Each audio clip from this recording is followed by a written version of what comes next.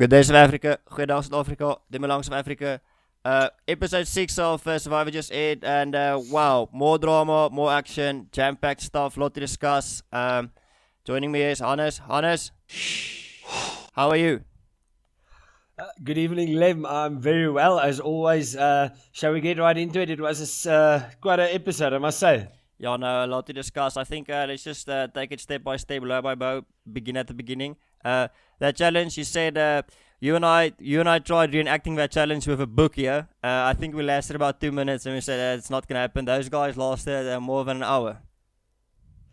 Yes, well, a few things on that. I want the contestants to please tweet us how heavy was that rolling thing. I suspect probably about 5 Ks. Maybe, I don't know. And the reason myself and you only lasted 2 minutes is, well, we have stairs and, well, food in our kitchen. We didn't have anything to play for. I think it was a great challenge. I just want to interrupt you. We spoke about this. I think all the international people are going to watch this and think, what else stairs? I'm going to assume it now. It's a hamburger stand. But yes, stairs, big franchise here, making amazing burgers, and good to see them on board. Yes, but coming back to the challenge, it was nice to have a departure from your usual, balancing beam challenges, puzzle challenges. This is really an endurance challenge, and I like challenges like this. It was great, and I think at the end, any tribe could have won it, and congrats to Tom and Palesa and the SurvivorSA tribe. I thought they did very well. Yeah, definitely. A bit of a less is more kind of challenge, and it actually worked.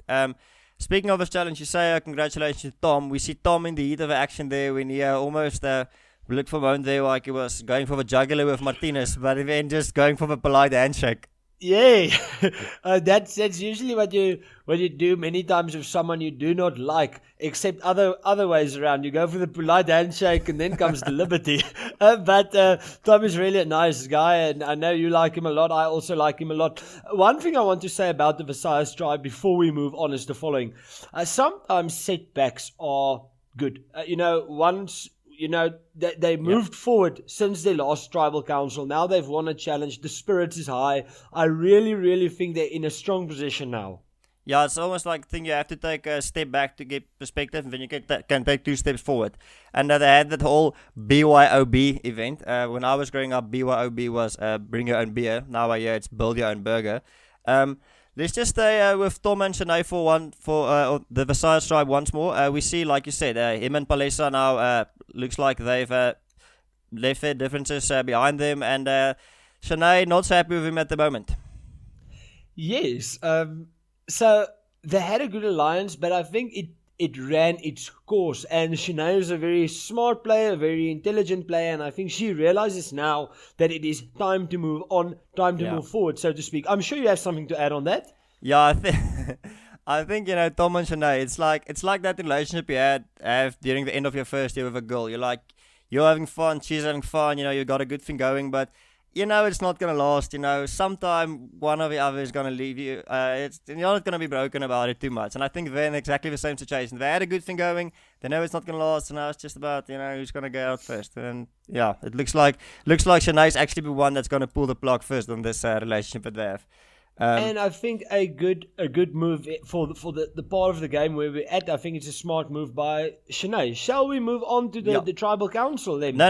I think before we have to go to tribal council, we still have to discuss that I want to call it complex chase game, and this is literally the chase game with Martinez telling everybody, telling PK has got a poor attribute in life. He does not give up. He fights until the very end. Hannes, do you consider this a poor attribute in life? I have in my life, watching sport from a young age, doing sport myself, in my life have I never heard anything like that. Maybe I'm extremely stupid. Maybe 99.9% of the world is extremely stupid. I've never heard something like that. Just for the viewers at home, myself and Dilem, we watched the show together. I kicked things and I completely lost my cool. Yeah, we can be glad it's cold here in Pretoria because Hannes' temper went through the roof. And we also see Martinez during that tribal council, flaming Tom, giving him a lot of grief from the side. He reminds me of like that dad in the crowd at a rugby game. The kids are on the field playing and he's just from the side coming, yada, yada, ref, this, that. And you're like, dude, you're not even playing. Why are you the one who's dishing out throwing the people with your tomatoes? So I think it showed a lot of Martinez's character. Yeah, I think we should move on to the Tribal Council because this is where this conversation is going. Tribal Council started out, got that thing going, and then immediately they threw Martinez under the bus, said this guy doesn't want to be here, and I think Niku was like, okay, you don't want to be here, get. Your takes on this? I think that Niku handled the situation very well, firstly. But it leaves a very, and I know you would now add a lot, it leaves a very sour taste in the mouth of all the participants, all the outcasts, but also from the viewer's perspective at home. I mean, it's an honor and a privilege to be able to play the game and to have that and just throw it away and say, okay, well, the game defeated me. I'm going to quit before they vote me out. It's just so... No, I agree. What do you want to say? I think, look, there was the Stacey Lee vote. They said, yeah, she said she was medically unfit, and they said, no, you were medically fit, and she wanted to be voted out. Marushka, we saw the same thing.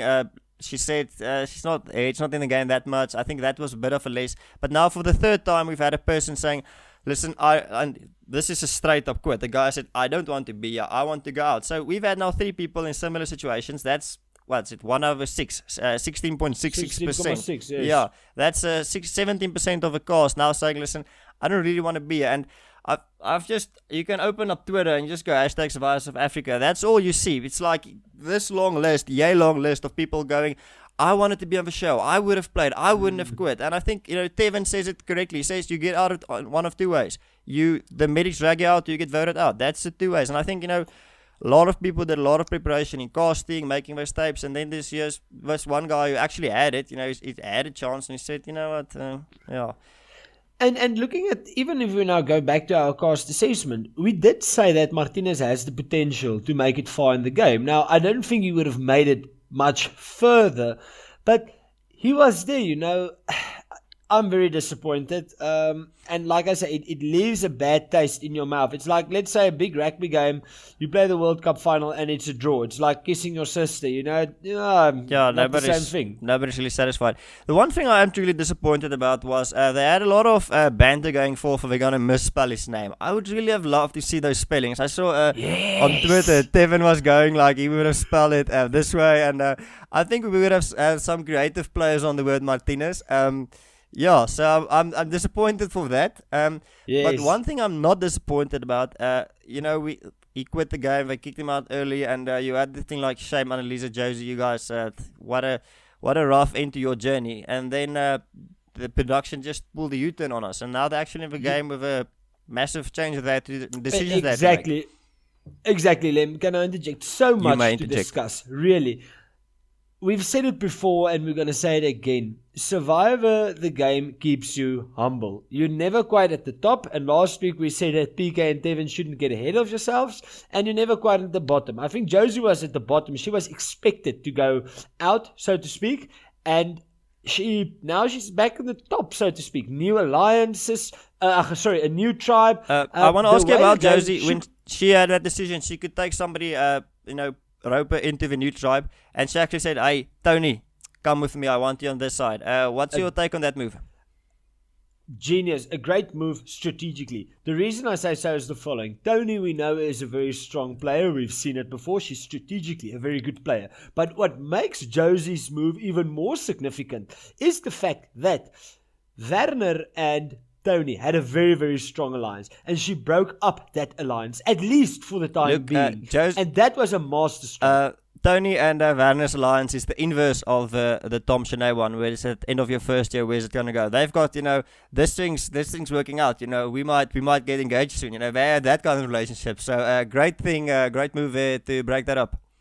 And we can discuss the other players now, but while we are on Josie, before we move on, I think I would set Josie as my player of the week. Okay, that's good. Yeah, I agree. One last thing I want to add on Josie. Tevin saying, I want Josie on my tribe. She's smart, she's intelligent, she's attractive. And everybody's like, yeah, she's quite pretty. And you also think me like, yeah, she's quite pretty. She can be my tribe. Yes, Tevin weren't wrong when he said Josie was attractive. So, okay, kudos. Yeah, Well played on their part. And then the other person, one of the favorite people for me coming in, Annalisa, very high on her. You know, the mom cook played that strategically good thus far in the game. And now she went over and pulled in Mrs. Nine Lives, the cat. The cat. So again, Annalise plays the classic middle of the pack game. She doesn't stand out. Yeah. And she doesn't seem to be a threat to someone, but she just mingles along, and before you know it, there's 6 players left, and like, hey, you're still here, you can win this game, exactly. You know, the classic under the radar threat. And she's playing the game very good.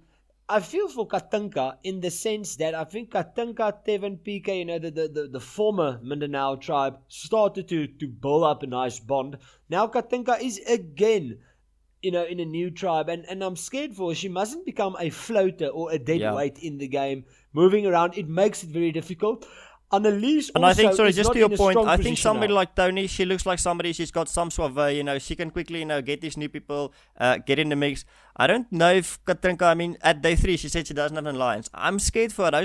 I don't think she has the social expertise and the social finesse to get that new alliance going. Yes, exactly. And again, it's difficult for her because now she needs to start from scratch once again. You know, it's very difficult. One person who I want to compliment on his game, the idol finder, Werner, kudos again for finding the idol. However, Werner is now in a significantly weaker position. He's lost his main ally, being Tony, and Katinka coming in.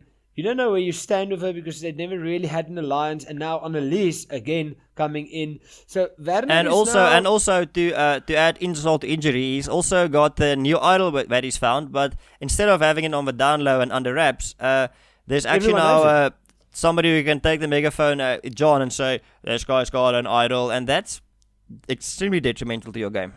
Look, yeah, Jean is also, in my opinion, not playing the best game. I think that Jean can do a lot of, or she should do more effort linking and gelling with the other outcasts. Like you see, Annalise gelled well. Josie, to a certain extent, gelled well. I want to disagree with you on John. You and I, or me more than you, said we think John's going to be the first one out. And still, she's in the game. You know, she's had lots of funny moments, lots of confessionals. You know, she's just like clinging to this. You know, she wants to be, and she's playing a great game, and she's still around. And I mean, we've had 6 people now leave the game. So you can say what you want about her, but she's still in the game, and she's actually making it deeper than we expected. True that. And one thing we need to give compliments, well, not to her, but to all the other outcasts then really is for not quitting. I mean, never, never, never quit in life. You know, never give up. It doesn't That's the say old a word, lot. Yeah. Okay.